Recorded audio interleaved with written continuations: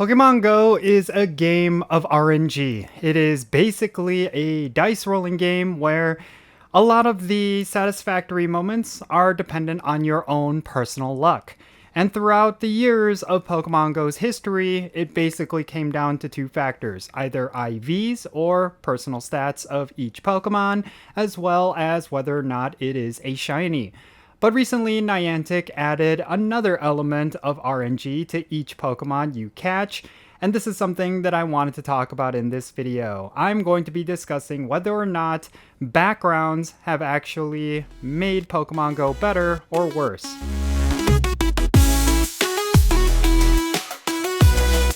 Hey, how's it going everyone? Jinsula here with a brand new Pokemon Go video. I hope your day is going really well, and let's get right into it. So today is going to be one of those chill videos where I just kind of talk about an aspect of Pokemon Go. It's going to be a lot less edited. I wanted to talk about backgrounds. So recently, I want to say about 2 years ago, Niantic added this new mechanic where you can get backgrounds for your Pokemon, whether it be a location background from a special event like Pokemon Go Fest, or maybe it's some sort of interesting background themed around either, usually it's something like, I don't know, like a version of the Pokemon games that you could get from Go Tour. Maybe it's some sort of special background tied to a very specific event, or maybe it's going to be a background that's going to be themed around some sort of tie-in event or some sort of collaboration. And for the most part, these have been incredibly popular. Players have actually enjoyed them. It's basically going to add some sort of value to every Pokemon you catch. If you were lucky enough to get a background Pokemon, yeah, that's going to be one worth bragging about. There's some players recently who got a background shiny Mewtwo from either Pokemon Go Fest in Chicago or Tokyo, or maybe for this weekend. Actually, at the time that you're watching this video, there is actually a Pokemon Go Fest happening in Copenhagen right now, and for anyone who is attending and has a park pass or the city experience, they could get a shiny Mewtwo with a Copenhagen background. And this has been kind of a mainstay for the past couple of years. And a lot of players enjoy that. They actually think it's really cool. It's certainly something that players ask for when it comes to trades. It's something that a lot of players hold on to with a lot of value. And overall, it has just added another element of chance when it comes to catching Pokemon. But I kind of wanted to think about whether or not this is actually a good thing. Is having too much RNG elements to a game like Pokemon Go actually good for the longevity of this game? Personally, I feel like it is. I am actually in favor of backgrounds for Pokemon with these special events. Some people will say it is something that is really unnecessary. It's just another added element of RNG. And for a lot of people, that could be another form of excitement, but it could also be another form of disappointment. Certainly I felt that with the most recent Pokemon Go Fest in Chicago, my home city of Chicago. It would have been really nice if I got a shiny Mewtwo with the Chicago background. It would have just been completely iconic. It would have been great for my own personal account, considering that I am a Chicago-based YouTuber. And of course, getting a Chicago background Mewtwo, that would have been really cool, a shiny one, but I didn't end up getting it, so it was a huge disappointment. I did end up getting one through a trade, luckily enough, but it would have been really cool if I got one through a raid. It would have been not only great content, but it would have just been something I would have wanted, you know? But regardless of that, yeah, that's the thing with these background Pokemon, that you could get disappointed for not getting a particular one. And over the years, I've been kind of lucky with background shinies. In particular, I ended up getting a shiny 100% IV Necrozma from Pokemon Go Fest a couple of years ago. That was really cool. That was one of the most exciting moments in my Pokemon Go career. And up until now, I don't think I've ever had an experience that kind of matched that. But at the same time, there are definitely moments where it was very similar to this most recent weekend, where I got a little disappointed. I really wanted a particular Pokemon, a particular shiny with the background, and I was bummed out that I didn't end up getting it. And another form of disappointment, and this is probably not necessarily as abundant among the Pokemon Go community, but it's the fact that you can't retroactively get these backgrounds, right? There's so many Pokemon in my collection, like I have a Shundo Rayquaza, I have a bunch of 100% IV legendaries, I have a whole bunch of Pokemon that I've had in my collection for such a long time, and for me to get another one of those would obviously take a lot of work. But I can't get a version of those with the background unless I were to raid a whole bunch of them and just get a second one, essentially. Like, for example, Rayquaza. If I were to want to get a Shundo Rayquaza with, let's say, the New Jersey background or the New York City background, I think it was, like, I would essentially have to trade for it, bottle cap it, and then it would be the replacement to what I already have. It kind of takes away a lot from a lot of the Pokemon I already have, like the Shundo Rayquaza that I have. It's my first ever Shundo that I ever got. It was through a lucky trade. I don't necessarily feel like it's complete anymore. Now that I could have had one with a background, like now it doesn't necessarily feel like I have the ultimate version of that Pokemon. There is a rarer version out there. And of course, there could be a day where Rayquaza gets an even cooler background of some sort, making it extremely rare. I feel like it would cause me to feel a sense of FOMO. And I think this is definitely one of the drawbacks of this sort of mechanic, that you can't retroactively add these backgrounds to your previously caught Pokemon, so your collection is always going to feel like there is something better out there. And I don't necessarily feel great about that.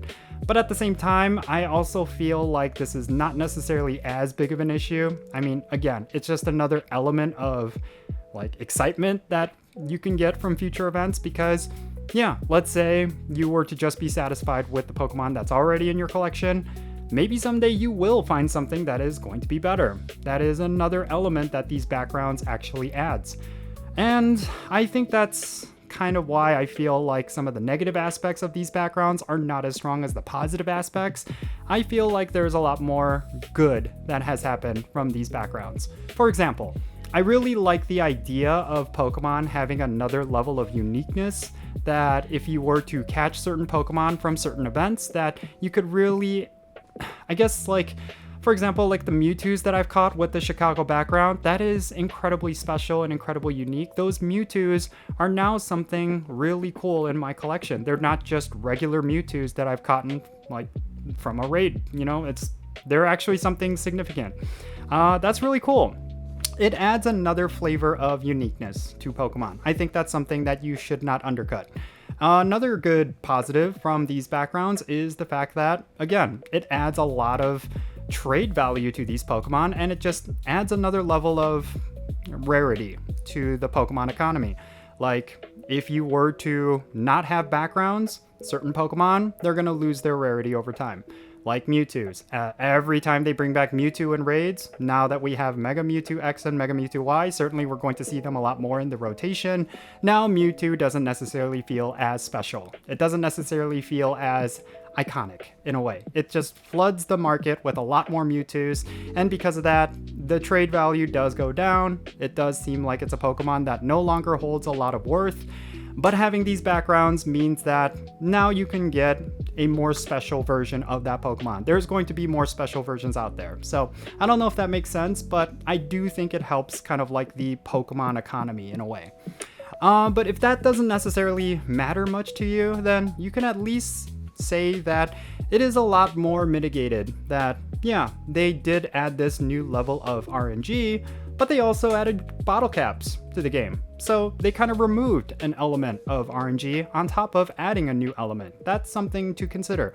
And I think the introduction of bottle caps actually helps the fact that these new backgrounds are very well received, because if you were to get a shiny version of a particular Pokemon with a special background, you don't necessarily have to worry about the IVs. If it did came down to worrying about whether or not it's high enough IV, but also it's a shiny, but also it has a background, yeah, it might seem a little overwhelming, but I think a lot of players are enjoying the fact that if they were to get a shiny with a special background of a particular Pokemon that's really good, they could also bottle cap it and eventually make it a Shundo. And I think because of that, a lot of players just simply do not care about that extra added level of RNG.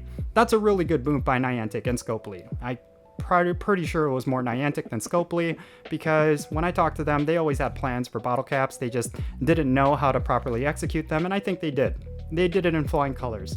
But yeah, that's one of the reasons why I feel like backgrounds are totally okay, and I think they should just continue to add more backgrounds. I totally feel like in the future, one thing they should explore is having backgrounds that are a lot more meaningful. I think just simply having the location backgrounds are pretty cool. It is definitely going to be a limited thing. Every time they go back to a certain city, like for Pokemon Go Fest, they have a different background every year. Overall, I just feel like they should just explore other options. Maybe have some backgrounds that are going to be animated. Maybe they're going to be extremely unique. I don't know. It just feels like in a lot of ways, we do see a lot of backgrounds, and you know, sometimes they're really cool, sometimes they're just a picture of a city, you know? So come up with some unique things. And also, one thing I will say is that they should not have so many background versions of Pokemon. They should definitely tune it down, make sure it's very specific, make sure it's very unique to certain Pokemon, because I do feel like we're already reaching a point where there's just so many different backgrounds that you can get for so many different Pokemon that it just kind of is starting to flood the market in a way. So yeah, just be very specific, be very precise, be very intentional with the backgrounds that they release, and I think this system will continue to flourish. I think it's still going to be something that will be received positively. So yeah, that's pretty much it. These are just some of the thoughts that I've had. A lot of these are fueled by my experiences with Pokemon Go Fest coming back to Chicago, and of course with future events that I'm going to be attending. Like, this will definitely be ongoing. And I really hope they do not add more RNG elements, because yeah, it could be incredibly frustrating, it could be incredibly time consuming, it could be also incredibly exciting, of course, but I just feel like the game is kind of in a good place right now. It's like kind of in a Goldilocks place, I feel like it's just right. And I just don't want them to add more to complicate things. But yeah, that's just my thoughts. Definitely share your thoughts regarding everything that I talked about down below. Are you a fan of backgrounds for Pokemon? Do you feel like this is a good system?